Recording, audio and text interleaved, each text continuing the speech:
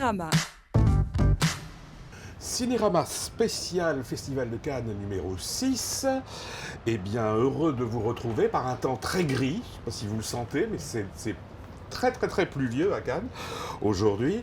Au programme, eh bien, un film japonais de Hirokazu Koreeda qui s'appelle Une histoire de famille, un film italien d'Alice Rohrwacher qui s'appelle Heureux comme Lazzaro. L'interview du jour, ce sera Romain Duris pour un film dont on va vous parler très vite, et nous aurons un coup de cœur de Jacques Maurice. Bonjour Jacques. Bonjour. Samuel. Bonjour Pierre. Pas trop froid, ça va, un peu. On attend le soleil quand même. On attend le soleil. Oui, c'est vrai, il a un peu disparu depuis 48 heures. Alors, on va commencer par le film de Hirokazu Koreeda, qui s'appelle Une histoire de famille, et comme d'habitude, on vous propose de voir un extrait du film pour vous situer l'ambiance.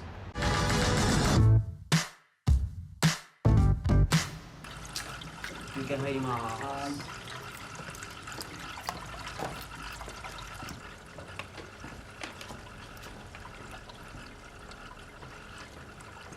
すいません。シーバスをね釣りたいんだけど、はい。プラグと新編っていうのはどう違うんですか？新編ですか？新編ご案内しますよ。いっぱいあるからわかんない。ありがとうございます。金具はプラスチック製ルアーの総称なので、ここにあるのは全部プラグ。全部プラグなんです。はい。例えばこういうのがいろんな大きさがあったり。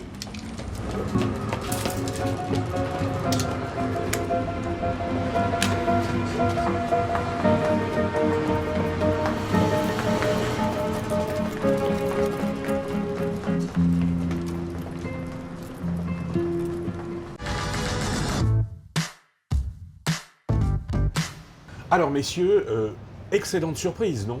Enfin, avec Koreeda, moi Surprise, ouais. je suis pas vraiment surpris parce que le film est assez proche de ce qu'il a fait Non, d'habitude, mais c'est un de ses plus beaux Voilà, films. je vais préciser Sinon, le ma plus beau. pensée, c'est que moi aussi j'aime beaucoup ce cinéaste.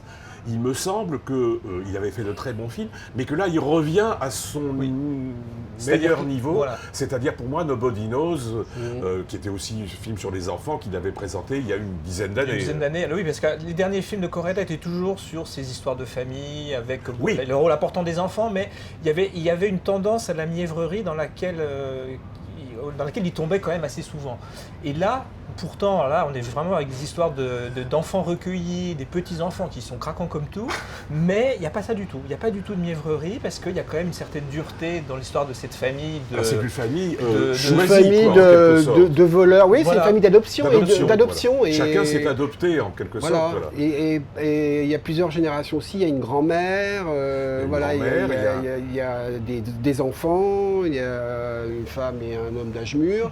Et donc c'est un tableau de famille très Et qui insolite. commence au moment où il recueille Une petite enfant fille qui est battue. Voilà. Et donc elle est en quelque sorte protégée, sauvée par ce tous clan. ces gens-là. Absolument adorable en même temps. Alors, ce qui était assez incroyable, c'est que c'est vraiment un piège a priori à tout le sentimentalisme, à des choses très lacrymales, et c'est la grande qualité quand même, je trouve, l'art de la mise en scène de Koreeda, c'est qu'il arrive par plein de petites touches, plein de micros épisodes, à rendre la chose très émouvante, mais de manière sourde, enfin de manière fluide, avec des choses du quotidien aussi. Et beaucoup d'humour. Et beaucoup d'humour dans les aussi. dialogues, dans les situations, c'est vrai qu'il désamorce beaucoup le pathos qu'il pourrait y avoir par l'humour. Et alors là, par contre, une vraie surprise, il y a une scène érotique dans le film de Koreeda, je crois que c'est la première, et qui est très étonnante. Très étonnante. Très belle, très drôle aussi. Voilà, donc il y a un accessoire assez inattendu que je vous laisserai découvrir. Mais en plus, ce qui me frappe, c'est qu'on dit toujours qu'il est difficile de faire du bon cinéma avec des bons sentiments. Et ben voilà, il y arrive lui, parce que c'est vraiment du très bon cinéma. Et c'est vrai que cette famille. Alors, la dernière partie, on remet un peu les pendules à l'heure. Oui, c'est-à-dire que cette famille, la gravité arrive d'un seul coup dans le film. parce que brusquement, cette famille idéal, utopique. Et ne pouvait pas durer. Ne Ça pouvait pas pas- durer. on ne peut pas se cacher complètement dans une société telle que le Japon, on ne peut pas se cacher autant que l'on peut réussir à le faire pendant X années. Quoi. Mais ce qui est très beau dans le film, c'est cette idée effectivement d'une famille choisie et à tous les niveaux de génération. C'est-à-dire on découvrira petit à petit les liens beaucoup plus complexes qui en ont l'air. Voilà, Oui, c'est ça, c'est pas non plus une utopique avec des gens bons et tous heureux. Il y a aussi des choses qui sont. Il y a un rapport à l'argent qui Mais est un peu. Voilà, absolument, il y a un rapport à qui l'argent, complexifie un peu mais il y a les cette notion liens. de- on choisit une famille beaucoup plus qu'on la subit en quelque Oui, oui, sorte. c'est une famille réinventée, qu'on réinvente. Et je trouve ça très touchant, très simple. Et tous les personnages existent, ont leur vie, ont leur petite vie secrète en même temps, qu'on découvre peu à peu. Ils ne nous assènent jamais rien. Non. Enfin, pour moi, c'est vraiment... Enfin, on est tous d'accord que Koreeda est un grand cinéaste, mais là, il nous le prouve à nouveau, quoi. Voilà. Absolument, c'est vraiment le retour à Nobody Knows, dans ce mélange de gravité, de légèreté et de cette vision de la famille. Voilà. Oui, et d'évidence, une mise en scène qui est assez invisible en fait. C'est jamais dans une démonstration de virtuosité. Mais il y a une scène Mais, de plage, il par fait exemple, plein de quand toute choses la très famille mal. se retrouve dans une plage avec la grand-mère qui remercie pour tout ce qui arrive, en quelque sorte. Maintenant, tel que je le raconte, ça peut paraître mièvre, mais c'est au contraire absolument dénué de mièvrerie. Oui. Donc Et c'est là, il y vraiment- arrive parce qu'il y avait une scène quasi équivalente dans Notre Petite Sœur, qui était un de ses films Oui, il y c'est a vrai. 3-4 ans, une scène de plage, et là, elle était Qui était ratée. ratée. Là, elle était mièvre. Et là, Et là, non. absolument. Et là, elle est super. Donc vraiment, vraiment un très très très bon film à nouveau. Et ben je vous propose de passer à l'interview du jour. Et ça va être Romain Duris qui va nous parler d'un film qui s'appelle Nos batailles de Guillaume Sénez, qui a été présenté à la Semaine de la critique. Alors on écoute Romain Duris nous parler de ce film. Ah, je suis content, il te va super bien ce nouveau pull. Hein? Nouveau. T'appelles ça nouveau? Oui, il est nouveau. Mais tu sais, je t'ai expliqué, c'est plus de seconde main, ça a déjà été porté, mais c'est super, c'est mieux pour l'environnement, tu comprends? Ça sert à rien de dépenser de l'argent comme ça pour rien. Société de consommation, là. Tu sais, les gens, ils deviennent dingues avec ça, tu vois. Là, c'est un pull qui a déjà servi, ça sert, tu le remets, et puis voilà. Toi aussi, tu l'aimes ton nouveau pull, Rose? Rose, tu l'aimes ton nouveau pull ou pas? Quelles sont les batailles de votre personnage? Retrouver la femme qui est partie, savoir faire le petit déjeuner de ses enfants, d'avoir du temps avec eux et se battre à l'intérieur de son entreprise. Là, il y a un paquet de batailles dans une entreprise. Hein. Lui, il est chef d'équipe au départ, donc il se bat pour son équipe de 10 personnes avec qui il travaille, 10-15 personnes. Donc voilà, de faire gaffe aux horaires, les heures sup, que ça déconne pas trop. Les conneries de vouloir licencier quelqu'un parce qu'il est malade trop souvent. Mais c'est vrai, avec les batailles, quand on met le pied dans une entreprise, on a l'impression que c'est infini, quoi. On n'aura jamais fini de se battre. Ce qui vous motive, justement, de faire des films comme celui-ci, c'est un film particulier parce que c'est un film qui est vraiment basé sur l'improvisation. Il n'y avait pas de scénario, il y avait vraiment que un traitement des scènes qui devaient être jouées, avec à chaque fois une ou deux lignes qui décrivaient chaque scène. Pas de dialogue, pas de forme spéciale, pas d'émotion prévue. Donc il y avait à chaque fois à réinventer la chose et en ce sens, tous on était très libres et très dans la base du jeu qui est d'être évidemment à égalité, chacun à l'écoute et dans un truc de générosité violent et assez obligatoire. Tu veux un petit truc à manger? Ah, je veux bien. J'ai du fromage, du pain, un sandwich quoi. Oui, voilà. C'est vrai cadeau. Et c'est pour papa. Merci, tiens. Pour moi, Alors moi je te donne ça. celui-là, c'est... Qu'est-ce que c'est ton truc là? C'est pour les adultes? Comment ça se fait? C'est quoi ça? Ça, c'est un très... Ah génial! Regarde Elliot! Tu sais, on dit heureux jeu, malheureux en amour. Je me suis dit, non, faut y aller. Un rôle qui vous a changé? Je me rappelle de ce tournant un peu du personnage de l'auberge espagnole, du film de Clapiche, où au départ je comprenais pas ce personnage, je l'aimais pas forcément. On avait envie de faire un gars très normal, très pas du tout héros, quoi. dans une dégaine et aussi dans un fond, je le trouvais assez maladroit, assez naïf, immature, bref, plein de choses qui me faisaient peur. Je me disais, mais comment on va avoir envie de suivre ce type pendant 1h30 ? Et puis finalement, on lui a trouvé je suis arrivé à lui trouver quelque chose et je me suis éclaté à le faire. Et en faisant vraiment quelque chose qui était assez loin de moi. Et je me suis dit à ce moment-là, tiens, si ça marche, si ça fonctionne et si les gens le reçoivent bien, je peux faire ce métier. Bonjour, j'ai rendez-vous avec monsieur Jean-Charles Perrin. Oui, un visiteur pour monsieur Perrin. Bonjour.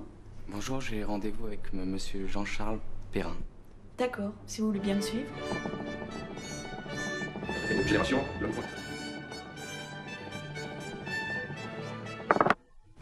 Ah, Xavier. Bonjour monsieur Perrin. Appelle-moi Jean-Charles, je t'en prie. Je peux pas savoir le plaisir que ça me fait. Vos cinéastes fétiches. Patrice Chéreau, Jacques Audiard, Cédric Lapiche, Tony Atliff, Christophe Honoré,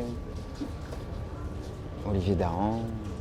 Ça, c'est de la chance d'avoir croisé ces personnes-là qui avaient des rôles avec eux et donc avec qui j'ai appris finalement ce métier et de pouvoir plonger comme ça dans leur univers avec des rôles qui étaient parfois autobiographiques, puis parfois moins, mais en tout cas, j'ai le sentiment d'avoir vraiment à chaque fois été avec eux dans leur monde. Vernon Subutex. Alors c'est ce que je suis en train de faire en ce moment, parce qu'on est encore en tournage là, de cette série dirigée par Cathy Vernet, des livres de Virginie Despentes. Et c'était risqué aussi, j'aime bien ça, parce que les livres sont tellement puissants. L'écriture de Virginie Despentes est tellement précise et elle a fait tellement de bien, parce qu'il y a pas mal de gens qui ont vraiment adoré ces livres, qu'évidemment c'est risqué de s'embarquer dans un projet filmé. Mais en le faisant, d'abord par le casting, ensuite par les décos choisis, et puis ce qu'on filme, j'ai pris confiance et j'ai trouvé ça assez bien. J'ai vu aucune image, hein. Là vraiment je parle d'un ressenti sur le plateau, sur ce qu'on filme là, tous les jours. Et ce personnage est assez incroyable, un ancien disquaire comme ça qui se retrouve à la rue. Il y a le rock, il y a la musique, il y a la rue, jusqu'à finalement finir comme un Christ, quoi. Sans rien, sans plus aucun artifice, à faire la manche et à avoir finalement l'essentiel. C'est l'amour des autres, quoi.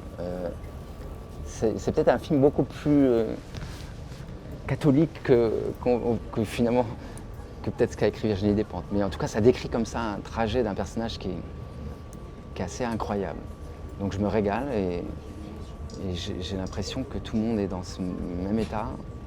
Et tous les pièges que j'avais pointés du doigt en me disant putain, en livre c'est magnifique, c'est magique, filmé, on va perdre. Et ben non, à chaque fois la caméra nous ramène autre chose que l'écrit, ramène évidemment de la vie et une autre énergie. Et donc du coup, je pense que ce sera autre chose que les livres. Et en tout cas, ça a raison d'exister, hein, je crois.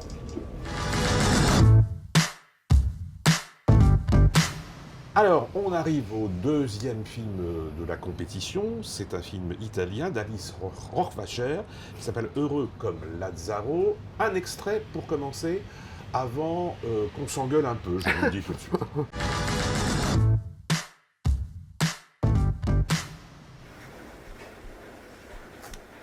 Brucia.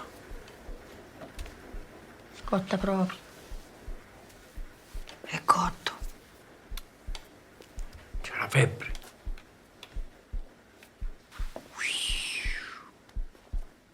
Mare.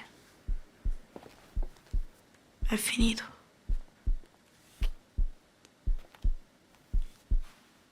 Sta a morire. Mare, oh, sta a morire! Stefania, vieni qua. Ma stirate la mano! Sarà passato per l'albero cornuto.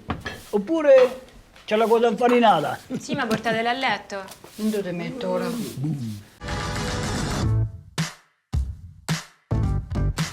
Alors, ce film-là, on donne la parole au pouvoir. Oui. Jacques. Moi j'aime beaucoup. Toi tu aimes beaucoup. J'aime beaucoup. Et j'étais presque surpris d'aimer parce que j'étais pas très friand de son film précédent qui s'appelait Les Merveilles. Et donc là, ça commence, toute la première partie du film, c'est un peu le prolongement des Merveilles parce que ça se passe à la campagne, dans une ferme, complètement isolée. On suit une grande famille. Aristocratique, décadente. il y a une très pauvre et puis absolument. On se rend compte, et une très riche. Voilà, et donc il y a deux familles. Et qui a servi, enfin, au sens propre du Alors, terme. mais on sait pas très bien, c'est génial parce qu'on ne sait pas très bien à quelle époque ça se passe.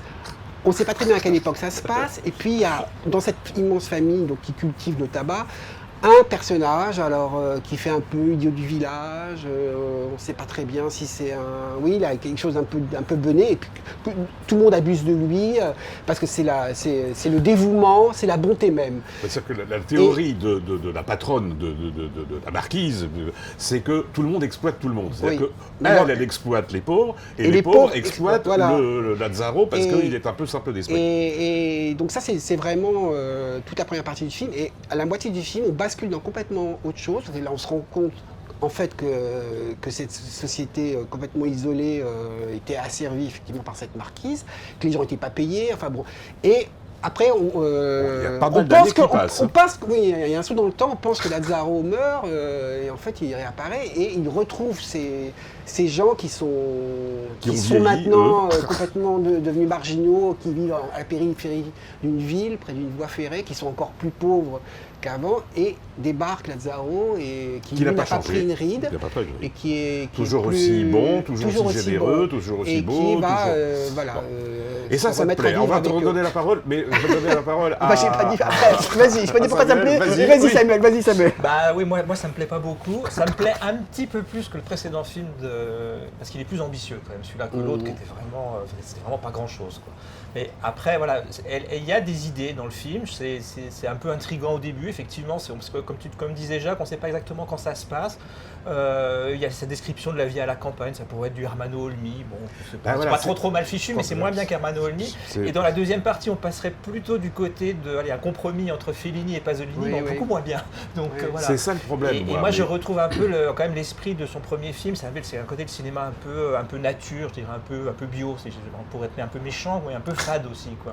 Et mais pas dans la deuxième partie, parce que la deuxième partie, c'est vraiment, ça se passe dans un univers complètement urbain, de grisaille, c'est assez noir, il y a un côté, féroce aussi. Et ce que je trouve formidable, c'est cette férocité, donc cet isolement, cette marginalité de gens pauvres, ça pourrait même faire penser à des trucs de Scola, d'Afrosa les méchants, mais ce qui est très beau, c'est qu'il y a de la grâce, une sorte de grâce qui est incarnée par ce personnage, qui est, je trouve, absolument fascinant, et l'acteur qui l'incarne est très bien, et je trouve qu'il donne une sorte d'énergie, une vitalité et une poésie au film qui est particulière parce qu'elle est surtout fondée par des choses qui sont assez fugaces et très concrètes. C'est une poésie qui n'est pas du tout une poésie, je dirais, lièvre, c'est une poésie du quotidien. Moi, je voudrais bien te suivre parce que ça pourrait être intéressant. Le problème, c'est qu'on a tous fait des références et que les références sont meilleures. C'est-à-dire que ça fait penser même à Vittorio De Sica de Miracle à Milan, un petit peu, il y a très très longtemps dans les années 50. Pasolini, bien sûr. Affreux, ça, les méchants. C'est moins affreux, ça, les méchants, qu'affreux, ça, les méchants. Mais on y pense quand même. Et chaque fois, on se dit, bah oui, c'était quand même mieux. C'était plus gracieux, c'était plus méchant, c'était plus... La grande comédie italienne était beaucoup plus féroce. Parce que là, c'est tout mou, quoi. On est toujours dans un entre-deux constant. Non, moi je trouve que c'est pas mou, c'est assez libre. C'est-à-dire que c'est pas trop scénarisé, c'est pas formaté. Il y a un côté intemporel qui me plaît assez. C'est-à-dire qu'on la sent complètement étrangère finalement à des choses assez à la mode ou des choses qu'on voit un peu partout. Elle est dans une autre dimension et je trouve que c'est pas. Il y a quelque chose vraiment d'assez original et courageux. Écoute, je suis à moitié convaincu. Mais enfin, maintenant, on va attendre que le jury se prononce, puisque on ne sait jamais. Et j'ai fait une grosse bêtise tout à l'heure. J'ai dit que c'était Jacques Maurice qui allait nous présenter son coup de cœur. Pas du tout. C'est Samuel Douer. Alors Samuel, tu voulu faire un coup de cœur pour le nouveau film de Gaspard Noé. Non. Alors, effectivement, c'est un coup de cœur un peu particulier. Présenté à la quinzaine des réalisateurs hier. Ça s'appelle Climax. Voilà. Climax. Alors, je reprochais au film d'Alice Rohrwacher de manquer de cruauté. Là, on est servi. Je suis servi. Donc, Gaspard Noé, en fait, a tourné pendant ce film pendant 15 jours. Ce sont que des danseurs, mais qui jouent aussi très bien, hein, d'ailleurs, qui se réunissent qui terminent une session de répétition d'un spectacle de danse urbaine. Et à l'issue de cette dernière séance de répétition, il y a une fête de fin de session. Je sens que ça va dégénérer. Et voilà, on continue de danser, tout va bien. Il y a une marmite de sangria qui est là, tout le monde boit beaucoup de sangria, et au bout d'un moment, tout le monde part un petit peu en vrille, parce que quelqu'un a mis une drogue dans la marmite de sangria. Et là, Gaspard Noé s'en donne à cœur joie. Il s'en donne à cœur joie, ça devient extrêmement violent et extrêmement dérangeant, comme d'habitude. Sauf que par rapport à ses films précédents, à Papa Love, son film érotique était plutôt réussi. Mais pourquoi c'est bien Parce qu'il y a une mise en scène vraiment virtuose, quand même, c'est des plans séquences époustouflants qui suivent les personnages pendant parfois 10 minutes. Alors, ils font beaucoup de choses pendant 10 minutes, ils se déplacent beaucoup, et à chaque fois c'est assez bluffant. Et plus on monte dans la violence, plus la mise en scène devient virtuose. Bon. Alors, comme d'habitude, évidemment, il en fait trop, il ne peut pas s'en empêcher, donc on va dire que les 10 dernières minutes commencent à lasser un petit peu, d'autant plus que là, on ne voit plus grand-chose. Mais enfin, c'est très impressionnant. Les séquences de chorégraphie pure sont vraiment splendides. Tous ces jeunes acteurs sont formidables. Bon. Et bon, le film aussi me plaît par sa dimension très provocatrice. C'est une vision des jeunes de banlieue pas du tout angélique. Qui risque de faire du bruit, mais pourquoi pas après tout. Voilà, c'est quand même une des sensations fortes de ce festival. Parfait, merci Samuel, merci Jacques. Rendez-vous demain si vous le voulez bien. Alors, programme chargé, puisqu'on verra en compétition Asako, un film japonais de Ryusuke Hamaguchi, le nouveau film de Spike Lee, Black Klansman, et hors compétition, le retour de Lars von Trier, éjecté il y a quelques années du Festival de Cannes, pour une histoire de serial killer qui promet et qui s'appelle The House That Jack Built. Eh bien, merci de nous avoir écoutés et regardés. À demain. Cinérama.